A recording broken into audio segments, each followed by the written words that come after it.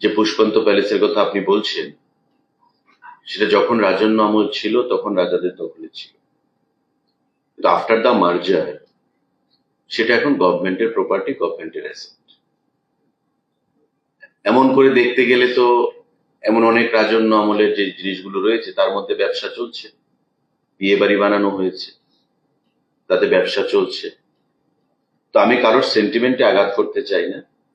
বিষয়টা মাননীয় মুখ্যমন্ত্রী সিদ্ধান্ত নিয়েছেন বা মাননীয় মুখ্যমন্ত্রী প্রচেষ্টা গ্রহণ করেছেন, এবং আগামী দিনে আপনারাও চান, আমরা সবাই চাই যে রাজ্যের যে ফেসটা পর্যটনের ক্ষেত্রে বহির্রাজ্যের সঙ্গে আমরা কম্পিটিশন করি বা বহির্রাজ্যের মতন আমরা করি।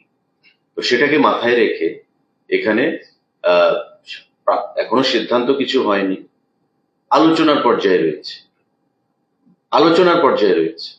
কিন্তু আমি সবাইকে আহ্বান জানাবো যে এটা বর্তমানে গভর্নমেন্ট অ্যাসেটের মধ্যে গভর্নমেন্ট যে কোনো ধরনের সিদ্ধান্ত গ্রহণ করতে পারে।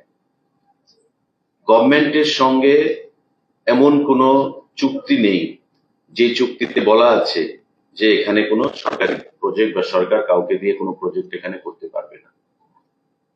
আমার যতটুকু নলেজ রান করে সেটা হচ্ছে যে আমাদের যে আগের যে বিধানসভা, মানে বর্তমান যে আমাদের প্যালেস, সেই প্যালেসকে মিউজিয়ামে পরিণত করার একটা প্রস্তাব ছিল, সেটা করা হয়েছে, মিউজিয়ামে কনভার্ট করা হয়েছে, এবং আমরা সেটাকে আরো কিভাবে শ্রীবৃদ্ধি ঘটানো যায় আগামী দিনে সেটা আমরা করব।